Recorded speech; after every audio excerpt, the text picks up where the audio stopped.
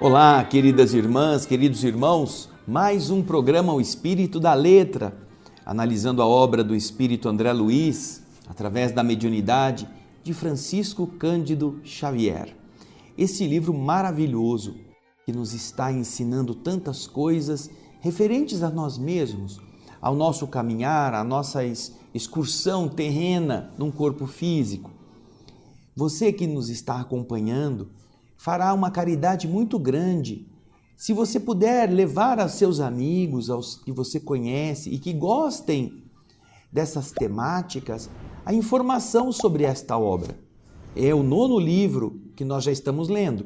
Os outros 8 já estão disponíveis completos, mas este aqui tem uma finalidade específica, que é a de fazer cada um de nós analisar o tipo de vida que está levando perante as consequências que ela vai produzir do outro lado.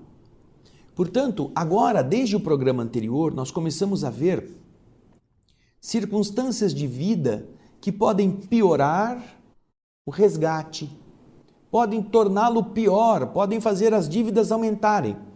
Mas hoje, André Luiz vai nos ensinar no capítulo 13º uma situação física de um débito que não foi nem para frente nem para trás. Por isso, pega o seu livro, retire ele do armário, tire o cachorro ou o gato de cima, abra o freezer, tire o livro lá de dentro, porque não é lá que o livro tem que ficar. Pega o livro e venha comigo para a gente aprender alguma coisa ligada ao débito estacionário. Débito que está parado, ficou ali, está estacionado. É o título do capítulo 13º. Então, pegue um papel, um lápis, vai anotando, porque é muito interessante. André Luiz nos explica: prosseguimos administrando o fraterno auxílio ao lar de Marina, do nosso encontro da semana passada, aquela que queria se matar, lembra? O marido tinha ido para o leprosário, ela ficou com uma filha doente. E o auxílio ao lar de Marina incluía a assistência também ao seu companheiro no hospital, e ainda acolhia, encontrando excelentes oportunidades de estudo e observação, a vida de Marina, as dificuldades. Conclusões e apontamentos nos felicitavam a cada passo. Tarefas e excursões cobriam-se de êxito desejável, enquanto eles estavam cuidando da Marina, certa noite, lá no parlatório, naquele local em que as entidades trevosas que estavam arrependidas iam fazer os seus pedidos, foi o Silas procurado por um companheiro aflito que avisou atencioso. Assistente, disse ele, nossa irmã Poliana parece dobrar-se, parece vergar-se, em definitivo, ao peso da imensa prova. Ela está revoltada? Perguntou Silas, com inflexão de paciência e bondade. E o outro respondeu, não, nossa irmã está doente e o equilíbrio orgânico declina de hora em hora. Apesar disso, ela vem lutando heroicamente para se conservar ali ao pé do filhinho infeliz. Silas pensou por momentos rápidos e disse, vamos, é imperioso, é imprescindível agir, sem demora.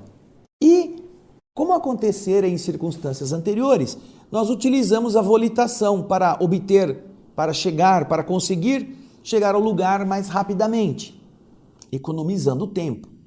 A breves minutos, achávamos-nos em uma paisagem rural pobre e triste. Prestem atenção aqui. Você vai ver agora a descrição de onde morava a Poliana e o seu filho. E guarde bem essa descrição, porque ela terá muita relação com aquilo que nós vamos ver um pouco mais para frente nesse mesmo capítulo. O que acontece para que essas criaturas tenham que passar por uma situação material como esta? E seja para você compreender situações de vida que estão às vezes nos chocando pela sua pobreza ou pela sua miséria, seja para você evitar que isso aconteça com você em uma vida futura, como você já está vendo o que aconteceu com a Poliana, em decorrência do que ela fez antes, isto é muito instrutivo. Então, vamos voltar ao texto para ver a descrição.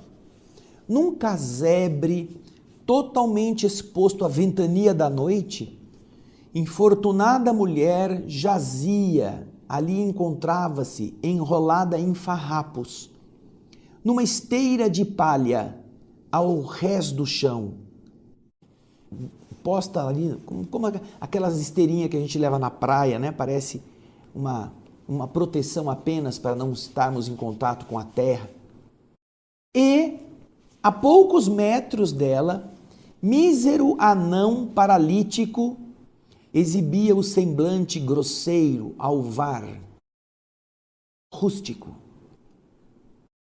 Notava-se nele de imediato a idiotia completa. Não falava, não conseguia se exprimir. E, apesar disso, estava sob a vigilância dessa mulher, uma doente infeliz, que olhava o anão, seu filho, entre a aflição e o desencanto. Observando-os com o olhar, nosso instrutor informou solícito: aqui nós temos a nossa irmã Poliana e Sabino, o filho desventurado que o poder celeste lhe confiou. Espiritualmente, os dois estão tutelados pela nossa mansão Paz, neste pedregoso caminho de reajuste. Porém, diz André, Silas, o generoso amigo, estava mais interessado na assistência imediata do que na obra de informação, em ficar contando o que aconteceu naquele instante. Inclinando-se atento para a desventurada mulher, examinou o seu organismo, no seu tórax, auscultando aquela região do corpo e explicando, um pouco inquieto, o caso é urgente. E convidados à ajuda imediata, eu, André Luiz e Hilário, nos associamos em uma minuciosa pesquisa, observando que o coração da doente apresentava alarmante arritmia, falta de ritmo, descompasso, parecendo-nos um agitado prisioneiro emaranhado nas artérias estreitadas em estranhas calcificações. As artérias estavam calcificadas, endurecidas, e o coração estava lá, preso a elas. Examinando aquele atormentado quadro circulatório, o assistente disse: os vasos sanguíneos enfraquecidos do miocárdio ameaçam romper-se prontamente, porque a doente se encontra na tensão de angústia extrema, ela está muito preocupada. A parada súbita do órgão central pode acontecer de um instante para outro.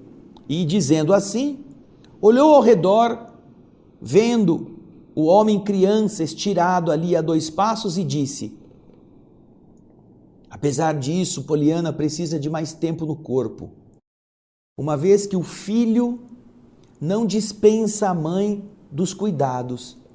Os dois estão unidos não apenas para passarem a mesma prova, mas estão magnetizados, imantados ao mesmo clima fluídico, reciprocamente alimentados pelas forças que exteriorizam no campo da afinidade pura. Sabino alimenta Poliana com as suas energias e Poliana alimenta Sabino com a sua manifestação vibratória. Desta forma, diz Silas, a desencarnação da mãe repercutiria mortalmente sobre o filho, cuja existência, no estágio de segregação, de isolamento em que se encontra, está gravitando, está envolvendo invariavelmente ao redor da carícia da mãe. O filho está preso a essas vibrações amorosas de sua mãe. Portanto, se a mãe faltar, provavelmente o filho pereça. Portanto, como o filho precisa permanecer mais tempo, apesar da aspereza da prova, a mãe agora não pode voltar ao mundo espiritual por um acidente das coronárias ou por um infarto. É o que Silas está explicando. Precisa ser feito alguma coisa para diminuir as tensões emocionais que vão repercutir na sua condição de saúde física. Continua André Luiz nos explicando. Uma expectação, uma ansiedade aflitiva caiu sobre nós. Silas olhava em volta como procurando na choça, no casebre, que não tinha nada, desguarnecido de tudo, alguma coisa que pudesse funcionar à maneira de um socorro imediato. Porém, havia ali somente uma velha moringa, um velho cântaro de barro, que tinha uma pequena porção de água. Só tinha isto. Então, o assistente nos informou que a doente precisava de medicação imediata. Considerando, porém, que naquela hora da noite não seria fácil conseguir trazer algum companheiro, algum irmão encarnado àquele lugar deserto, ermo. E nós não tínhamos ali dentro, na casa, qualquer medicação, qualquer recurso. Então, diz André, nós vimos Silas aplicar passes à região da garganta da doente, com muita atenção e concentração. Logo depois, ele também aplicou recursos fluídicos ao líquido que estava dentro da moringa. Compreendemos com isto que Silas estava ativando a sede da doente para constrangê-la a ir tomar água, que havia sido convertida por ele em um líquido medicamentoso. Fazendo grande esforço, diz André, Poliana abandonou o leito e procurou o pote humilde. Após ingerir ligeiros goles, acerenou as próprias ânsias, como se ela houvesse bebido valiosa porção calmante. Aquelas preocupações obcecantes daquela hora em curso cederam lugar a uma bonança, a uma calma de espírito. Foi assim que o diretor de nossa excursão, acariciando a fronte da doente, que estava agora depositada sobre molambos, sobre trapos que se agregavam para fazer como se fosse um travesseiro sujo, ele transmitia forças revigorantes ao seu espírito. Passados alguns minutos, Poliana mostrava-se plenamente fora do corpo. Ela tinha adormecido. Porém, ela não tinha a necessária lucidez para nos identificar a presença. Ela saiu do corpo, mas não conseguia enxergar os espíritos que estavam em volta dela. E isso é muito comum. Porém, ela se submetia ao comando magnético de Silas. E dentro deste comando, ela se levantou automaticamente, porque ela estava na condição de deitada, como estava o seu corpo. Entrelaçada, abraçada por Silas, e seguidos os dois por nós, eu, André Luiz e Hilário, nós fomos até um determinado bosque nas vizinhanças. Longe de ela se perceber sob os cuidados que ela vinha recebendo, a doente, que agora estava fora do corpo, como se estivesse num sonho consolador, foi adequadamente acomodada por Silas no tapete de relva, de grama macia, naquele ambiente bucólico, sentindo-se calma e leve. Terminada essa operação, o assistente chamou todos nós à oração que ele iria proferir e, levantando o olhar para o céu faiscante de estrelas, com muita comoção, ele orou pedindo: Pai de infinita bondade, Tu que dás provimento às necessidades do verme, aparentemente esquecido no ventre do solo, que vestes a flor anônima, dando-lhe perfume à textura. Muitas vezes, sobre a lama do charco, desce compassivo olhar sobre nós, que nos perdemos à distância do teu amor. Em particular, Pai justo, tenha compaixão de nossa Poliana vencida. Ela não é mais, Senhor, a mulher sedenta de aventura e de ouro, disposta a lançar lodo e treva no caminho dos semelhantes. Mas sim, ela é pobre mãe cansada, reclamando novas forças para a renúncia. Não é mais a moça vaidosa que dançava, tripudiava sobre os tormentos do próximo, mas é uma triste mendiga, anulada para o trabalho, que soluça de porta em porta, esmolando o pão com o qual deve sustentar o torturado filho de sua dor e deve nutrir a ela mesma.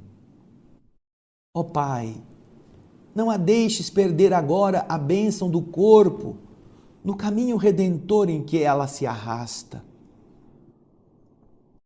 Acrescenta a ela os recursos para que não interrompa a experiência sublime em que ela se localiza.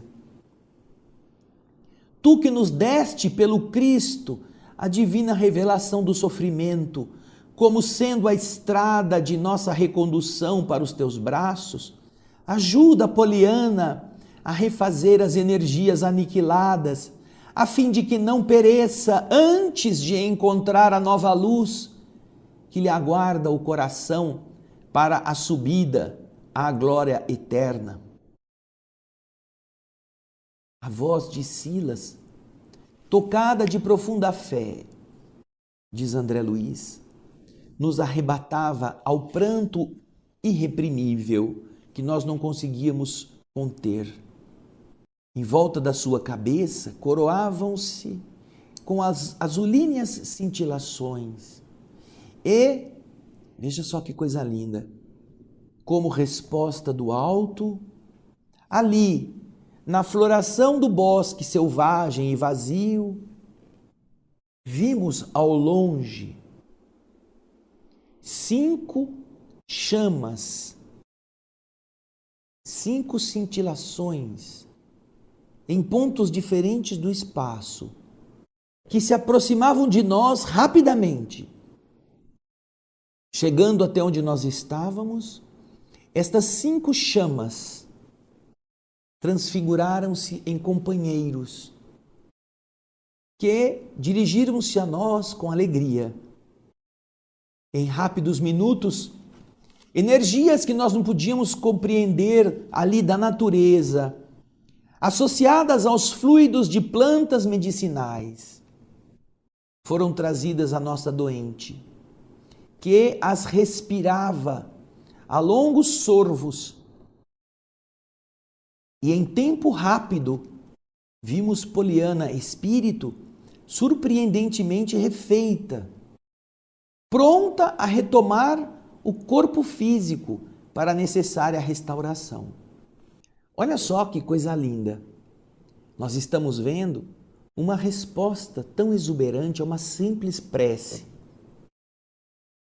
Uma prece que não questionava a justiça de Deus, porque sabe Silas que ela está passando por isso por algum motivo, mas que pedia forças, invocando na alocução emocionada os cuidados que Deus tem para com o verme que ninguém vê, mas que precisa de comida, com a planta que nasce perdida nas frestas das pedras e que tem perfume,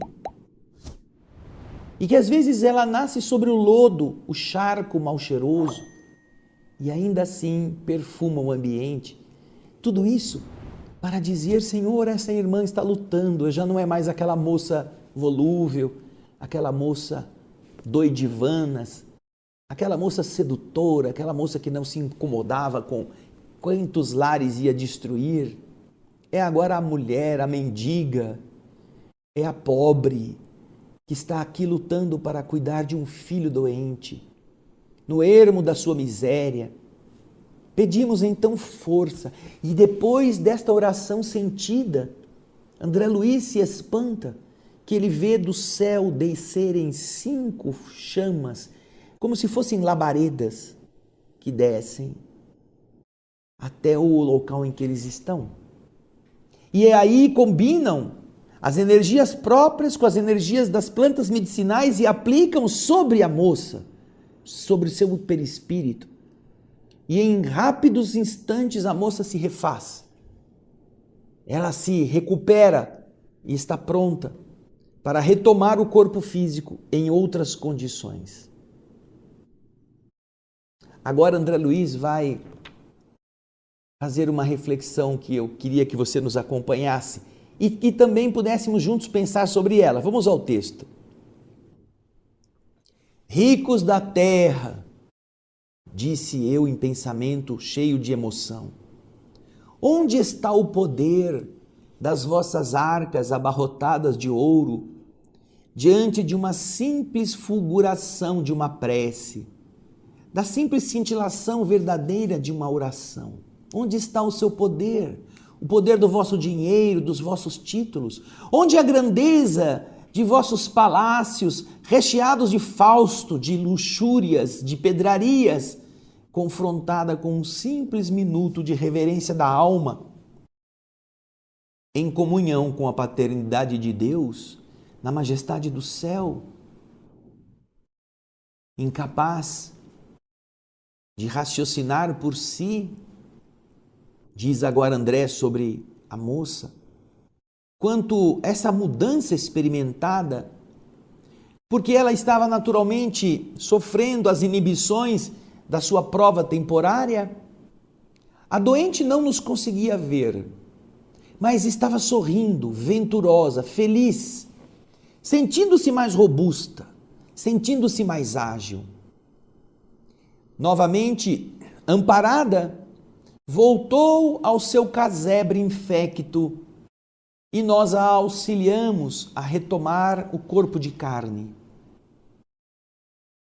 Enquanto ela abria os olhos reconfortada, Silas nos esclareceu. As melhoras adquiridas na sua estrutura perispiritual, no seu corpo fluídico, vão ser apressadamente, rapidamente assimiladas pelas células dos órgãos físicos, do corpo de carne.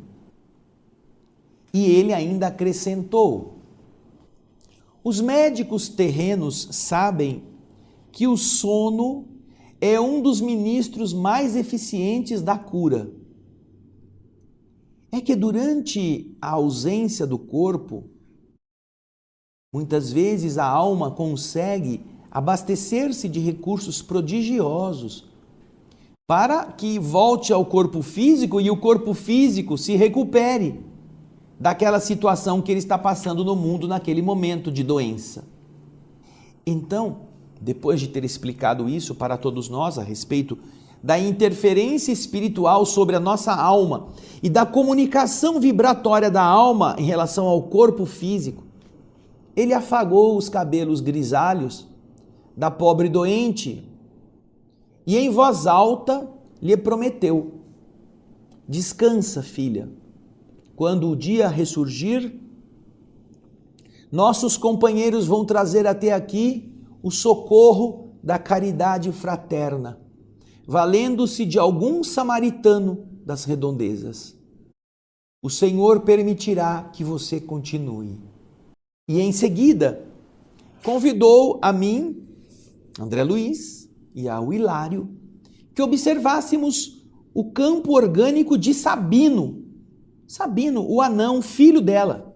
Realmente, na parte exterior, ele era a dolorosa máscara de anormalidade e aberração. Mirrado, fraquinho, não media mais do que 90 centímetros. E apresentando grande cabeça, aquele corpo disforme, tresandando, exalando odores fétidos, inspirava compaixão e repugnância, nojo. A fisionomia demonstrava uma configuração, uma aparência de macaco, macacoide, exibindo, porém, no sorriso inconsciente e nos olhos semilúcidos, a expressão de um palhaço triste. Então Silas nos recomendou que nós auscultássemos o campo íntimo nos pensamentos de Sabino. E em razão disso, depois de terminados alguns minutos de reflexão, eu entrei na faixa mental daquele ser, observando-lhe as lembranças, as suas memórias, aquilo que ele estava pensando. E aí André Luiz vai começar a descrever. Sabino demonstrava viver essencialmente distante da realidade. E a sua memória mergulhava todinha em quadros estranhos. Diante da nossa visão espiritual, os pensamentos de Sabino adquiriam consistência e nos permitia enxergá-lo como ele se sentia de verdade. Nós víamos Sabino em pensamento e víamos como ele se sentia. Nós, então, o presenciávamos em roupas de palaciano bem posto, influenciando pessoas importantes para a concretização de crimes ocultos, que terminavam sempre na flagelação do povo. Viúvas e órfãos, trabalhadores humildes e escravos miseráveis desfilavam nas telas de suas complicadas recordações. Palacetes aristocráticos e mesas opíparas, suntuosas, constavam com detalhes faustosos das lembranças que lhe povoavam o espírito. E nós víamos em seus pensamentos Sabino sempre ao lado da mesma mulher, cujo porte soberbo revelava ser Poliana, aquela mesma Poliana que estava ali inerme, sem defesa, na esteira de palha. Assombrados, nós identificávamos os dois, cercados de luxo e ouro, porém manchados de sangue. E, obviamente, manchas estas que os dois não se deixavam sentir. Estas eram nódoas que, para eles, eram insensíveis, não notavam. Nós reconhecíamos, sem dificuldade, que os dois mantinham com eles, entre si, ocultos compromissos no terreno da crueldade.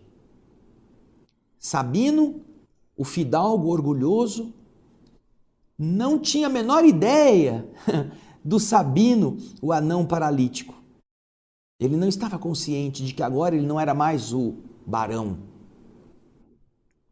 Em absoluta introspecção, ele revivia o passado com requintes de egolatria, demonstrando-se na posição do homem iludido por mentirosa superioridade à frente dos semelhantes. Ao perceber nosso espanto, o instrutor, o assistente Silas, nos disse: nós não poderemos ouvir a sua palavra falada, porque ele é mudo e surdo, como ele está. Mas poderemos consultar o pensamento dele, porque em pensamento ele vai reagir respondendo às nossas perguntas, através de uma conversação na ideia. Para isso, porém, vocês que vão entrar no cosmo vibratório dele, da sua mente, é imprescindível que nós o tratemos com o tratamento devido a essa personalidade que ele acredita que ele é. E então Silas explica: vamos nos dirigir a ele, mentalizemo-lo como sendo o Barão de S. O título ele não completa. Que era justamente o título que ele tinha na sua última existência e com o qual ele se desvairou calamitosamente nas trevas da delinquência e da vaidade. E então diz André, observando as manchas vermelhas nos quadros vivos das lembranças muito vivas da sua memória, em que ele estava ali preso, eu perguntei com o respeito natural que a experiência exigia. Diz André, Barão, por que tanto sangue em seu caminho? Por acaso terão chorado muitos em torno da sua marcha? E aí André conta que ele percebeu que o Sabino não havia recolhido a informação com os ouvidos, mas havia captado em forma de ideia, formulando de si para consigo mesmo, como se ele estivesse conversando, e nos devolvendo a seguinte ponderação pelos fios mentais, em que nós estávamos unidos um com o outro, sem que ele me identificasse como seu interlocutor invisível. A mente de Sabino agora respondia à minha provocação sutil. E eu escutava ele dizer, sangue e lágrimas? Sim! Precisei de grande dose de semelhante material em meus empreendimentos. Que triunfador do mundo não terá sangue e lágrimas na base das pirâmides da fortuna e da dominação política em que todos eles se apoiam? A vida é um sistema de luta no qual a humanidade se divide em dois campos opostos. Aquele dos que conquistam e aquele dos que são conquistados. Sou um nobre, não tenho a vocação de perder. Que importa a aflição dos fracos, se a morte para eles significa descanso e graça? Benefício, é um favor que eles morram. Depois de ouvir isso, André diz que havia se desligado do foco mental em que esses pensamentos estavam sendo exprimidos. E depois de alguns instantes nos quais o Hilário fazia a mesma coisa, e que obviamente eu também fiquei atento, o assistente Silas esclareceu. Segundo é fácil de concluir, diante dessa pesquisa da ciência terrestre vulgar, Sabino será sempre o idiota paralítico, surdo e mudo de nascença, para a ciência comum da Terra. Para nós, espíritos, no entanto, Sabino é um prisioneiro ainda perigoso, engaiolado nos ossos físicos, de cuja tessitura, de cujo tecido orgânico, por agora, ele não tem qualquer noção. Tal o egoísmo que ainda lhe turva a alma, em processo de incontrolável hipertrofia. A sede da posse torpe e o orgulho virulento, o orgulho doentio, perverteram-se em sua vida íntima, fixando-o em pavoroso labirinto de sinistros enganos, que resultam para ele em completa alienação mental no tempo, uma vez que o relógio avança na contagem dos dias, enquanto ele se mantém parado nas lembranças, nas memórias em que supõe dominador na terra, vivendo o pesadelo que ele criou para si mesmo. Aí André fala, puxa vida, diante dos problemas que o estudo nos suscitava, nos lançava, meu amigo Hilário perguntou, mas seu Silas, se as coisas são assim, onde está a vantagem desses padecimentos, se ele continua preso no passado? Silas então esboçou uma leve expressão de tristeza e disse, sabe, Hilário, Nós temos aqui, sob nossa atenção, lamentável débito congelado. Congelado. Parou. Nosso pobre companheiro, deploravelmente tombado, praticou numerosos delitos na terra e no plano espiritual. Preste atenção agora. E há mais de 1000 anos vem sucumbindo, vaidoso e desprevenido, às garras da criminalidade. De existência a existência, não soube senão consumir os recursos do campo físico, os recursos da matéria da terra, tumultuando as paisagens sociais nas quais o Senhor lhe concedeu viver. Calamidades diversas, como, por exemplo, homicídios, rebeliões, extorsões, calúnias, falências, suicídios, abortos e obsessões, foram por ele provocados desde muitos séculos, porquanto nada viu à frente dos olhos senão o seu egoísmo a saciar. Entre o berço e o túmulo, ele é o desatino, é o desequilíbrio, é a loucura, o delírio incessante.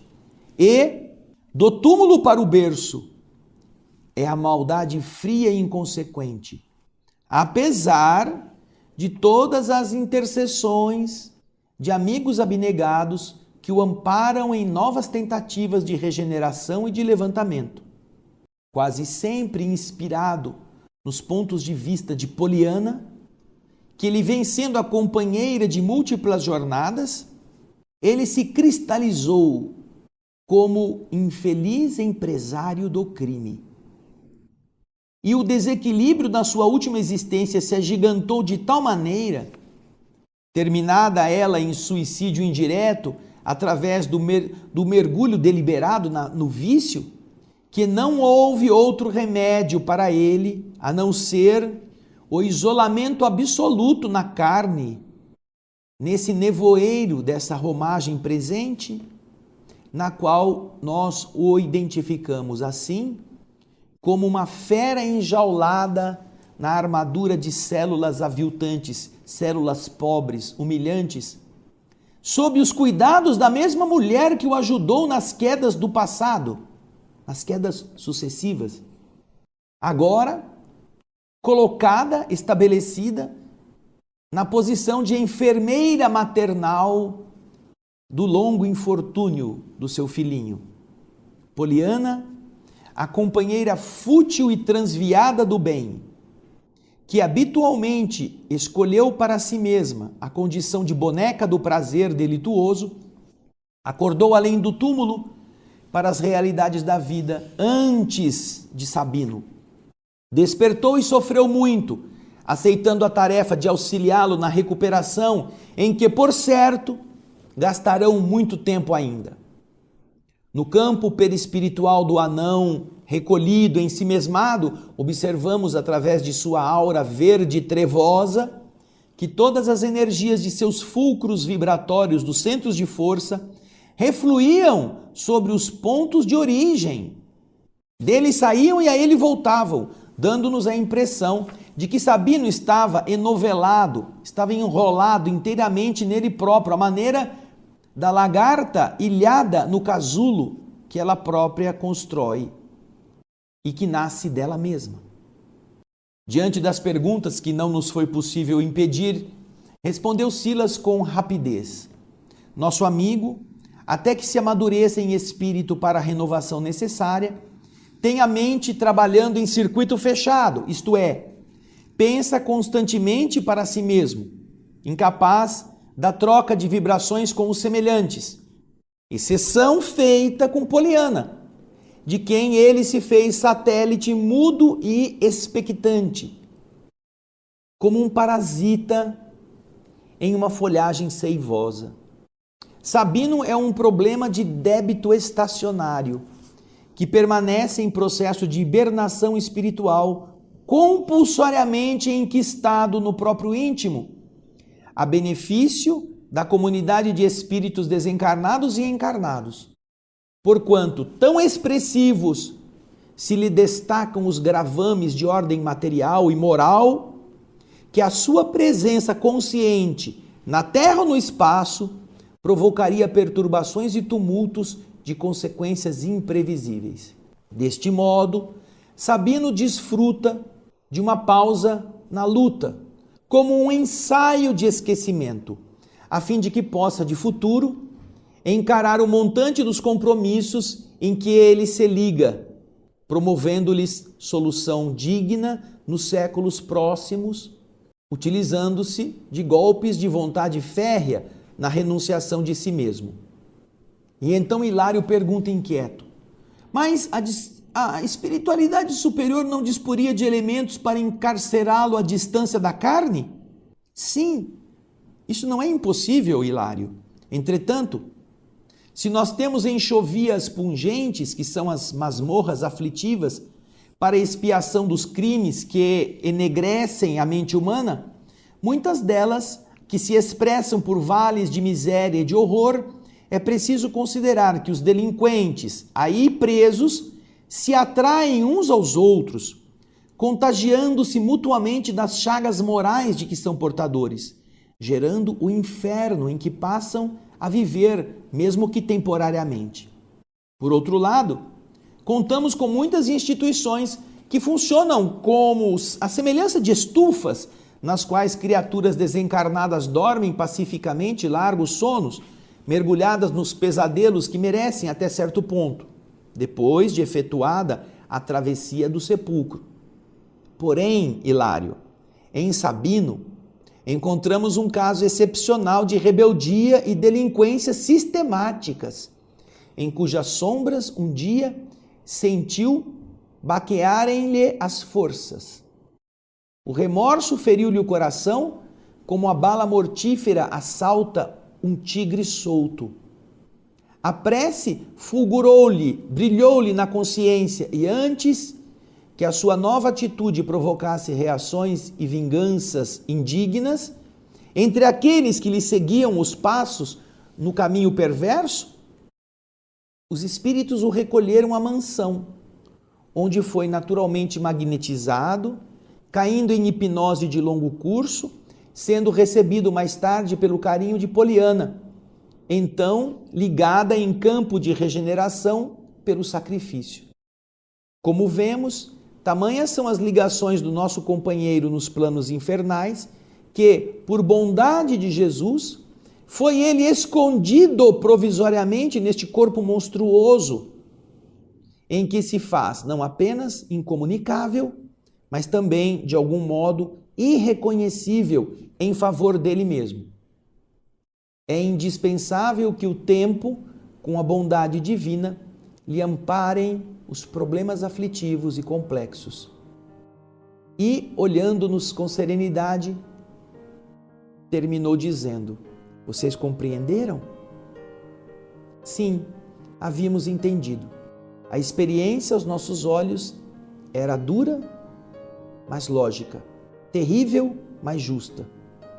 E como quem nada mais podia dar ao triste amigo além do coração, Silas afagou-lhe a cabeça imunda e ofertou-lhe comovido a bênção de uma prece. Aí estamos vendo um resgate congelado. Não vai ter como melhorar até que já se passaram 1000 anos dele fazendo as bobagens, não é? E agora ele está mergulhado num corpo assim para se defender, uma vez que parece que começa a lampejar o arrependimento, começa a lampejar a vontade de oração e que os seus sócios do passado não permitiriam. Então agora o resgate se faz também desta forma. Interessante, não? No próximo programa vamos falar do resgate interrompido. Não é congelado, é interrompido. Mas isso é assunto para a semana que vem. Eu aguardo você. Muito obrigado pela sua audiência, pela sua atenção, pelo seu carinho. Até o próximo Espírito da Letra e muita paz.